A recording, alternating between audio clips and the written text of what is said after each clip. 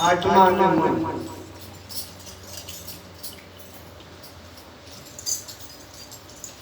ગુંડા દુવાડે છે આપણે બહારથી જ્યાં હોય ઘરમાં બેસવું હોય હાથ પર ધોવું પડે, સાફ સફાઈ કર્યા પછી ઘરમાં બેસાય. એટલે આપણે આપણા પોતાના ઘરમાં જવું હોય તો ગુંડા દુવાડે જઈ અને તમે કુંડલીને જાગૃત કરો. એ મહાશક્તિ છે. એ મહાશક્તિને જાગૃત કર્યા પછી તમારી મેથી અને તમારી ધોતી એને ધોવો. તમારા ગત જન્મના પૂર્વ જન્મના તમારા પાપો એનાથી તમે ધોઈને સાફ સફાઈ થાઓ અને પછી તમે મુરાદાર દ્વારા ગણપતિ અને રીતિ સીધી બેઠા છે. રીતિ સીધી ત્યાં બેઠા છે. રીતિ સીધી ગણેશને ચમા ઢોળાવે છે અને ત્યાં જાય અને તમે શરણ નમાવો શીશ ગણપતિને પાસે કંઈ માગો તો તમને અનેક પ્રકારની રીતિ સીધી ગણેશ ભગવાન આપે છે. અને અહીંયાથી તમે જાઓ તો સ્વાધીન ચક્ર પર જાઓ. સ્વાધીન ચક્ર એટલે કમળ. એ કમળની અંદર બ્રહ્મા અને સાવિત્રી બેઠા છે. એ કમળની અંદર બ્રહ્મા અને સાવિત્રી બેઠા એ તમે જાઓ અને એ તમે શીશ નમાવો. બ્રહ્માના દર્શન કરી અને સાવિત્રીને ક્ષમા માગી અને તમે એના આશીર્વાદ દ્વારા લેવો અને અહીંયાથી તમે સીધા જાઓ તો મણિપુર ચક્ર પર જાઓ. મણિપુર ચક્ર આવ્યું નાભી કમળ. એ નાભી કમળમાં મણિપુર ચક્ર આવ્યું. એ મણિપુર ચક્ર પર બેઠા છે વિષ્ણુ અને લક્ષ્મી. ડાબા ભાગ પર લક્ષ્મી છે, જમણા ભાગ પર વિષ્ણુ છે. તમારા ખાધેલું અન્નનું પ્રચન કરે છે. તમે જે ખાવ છો અન્ન એનું લક્ષ્મી અને વિષ્ણુ એનું પચન કરે છે અને એ મણિપુર ચક્ર આવ્યું છે. ત્યાંથી તમે વિષ્ણુ અને લક્ષ્મીના દર્શન કરી અને ઉપર તમે ચાલે જાઓ મધ્ય આકાશ પર. મધ્ય આકાશ પર જે સાતી ભાગ આવ્યો છે જે તમારી સ્થાન છે એ ભાગ પર શંકર ને પાર્વતી. ડાબા ભાગ પર પાર્વતી બેઠી છે, જમણા ભાગ પર શિવ બેઠા છે અને આ ભૌતિક જગતના જીવો બધા જાય છે એનો સહાર કરે છે. ત્રણેય દેવના તમે દર્શન કરી અને ત્રણેય દેવની કૃપા તમે કંઈક પ્રણાથી ઉપર તમે પાછા જાઓ તો કંઠ ચક્ર પર આવ્યું. હૃદય ચક્ર આવ્યું. કંઠ ચક્ર એ કંઠ ચક્રની ઉપર આધાર શક્તિ દેખી યોગા જે આપણે નવરાત્રિની અંદર ઉપવાસ કરીએ છીએ એ મહાશક્તિ મા જગદંબા બેઠી આ કંઠ ચક્ર. એટલે બ્રહ્મા, વિષ્ણુ અને મહેશ આ ત્રણ દેવતાઓ મા જગદંબા પાસેથી મહાશક્તિ લઈ અને આ ત્રણે ઘણું કાર્ય કરી રહ્યા છે.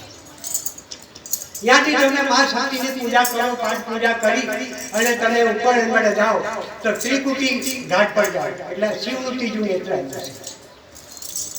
આ શિવનું ત્રીજું નેત્ર આવ્યું છે. ત્રીજું નેત્ર આ શિવનું છે અને આત્મા, સુરતા અને મન આ ભ્રકુટી પર ચાલ્યા જાઓ. ભ્રકુટી પર જ્યાં પછી આ દુનિયા ભૌતિક જગતની અંદર આત્માનું નૃત્ય થઈ જાય છે ને તમારી માયા બધી છૂટી જાય છે. જ્યાં સુધી તમે ત્રિકુટી પર ના જાઓ ત્યાં સુધી આત્મા આ માયાની જાળમાં ગૂંચવાયેલો છે અને સંશયની અંદર ચાલી રહ્યો છે.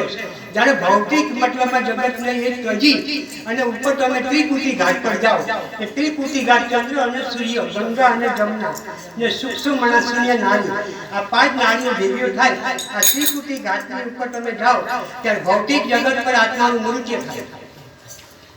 ત્યાં તો મનના સબ કોઈ કહે મરી ના શકે કોઈ, એક દિન એસા મરના ફિર જિંદા ના હોય. એટલે આ આત્મા મરી ગયો એટલે આ જગત નથી મરી ગયો પણ એમને ઉપર અમર થઈ ગયો.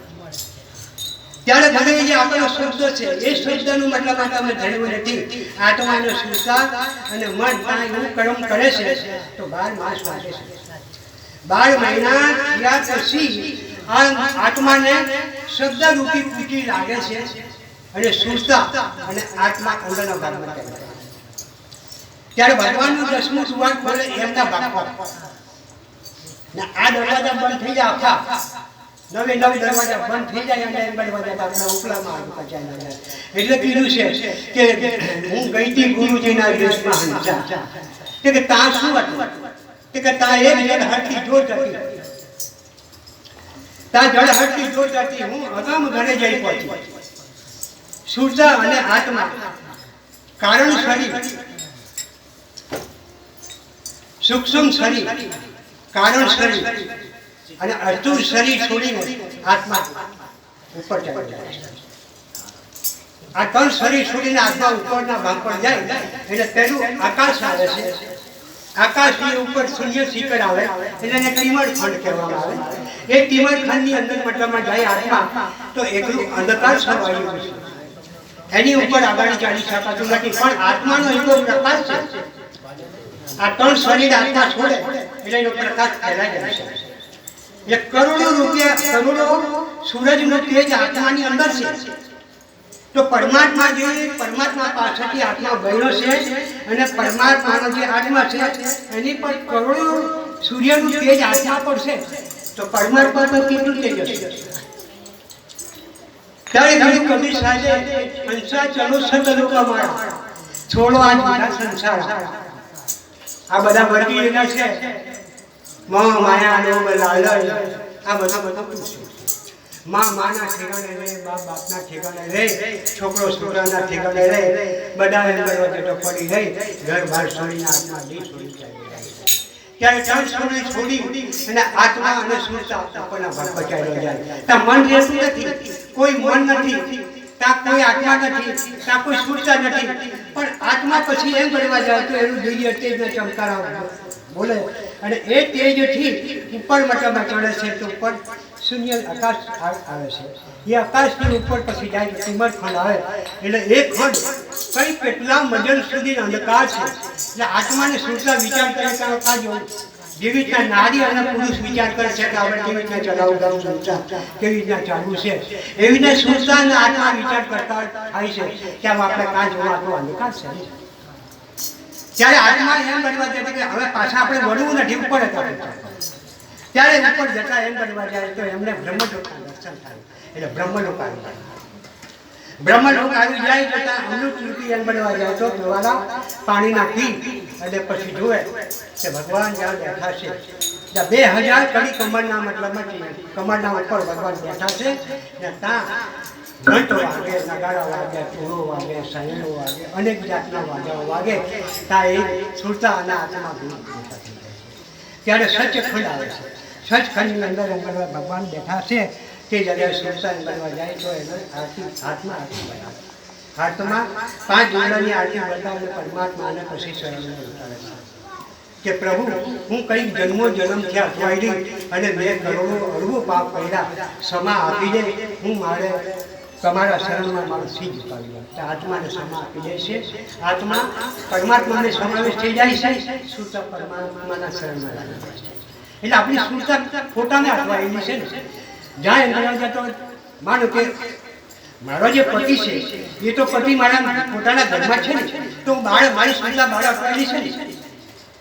ત્યારે એમ સુરતા એમ કરવા જાય તો ગુરુના દેશમાં જાય ત્યારે એને સુખ મળે, સુખ મળતું નથી. એટલે ગુરુ ગાદીની ઉપર તમે આવી પગલા ભરીને તમે ચાલ્યા જાઓ પૂરો પાગડી, પણ કંઈક બોલા ગાવાનો અધિકાર તમારો છે.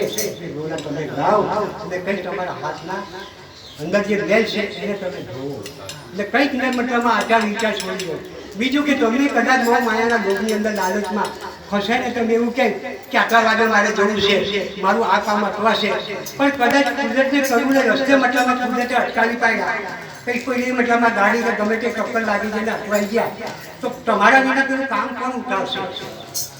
એટલે એ માયા અને એ ચિંતા છોડશે.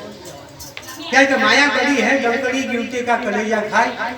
સારા સારા પુરુષોને આજે તમે જુઓ હાલમાં શું બનાવ બની ગયો.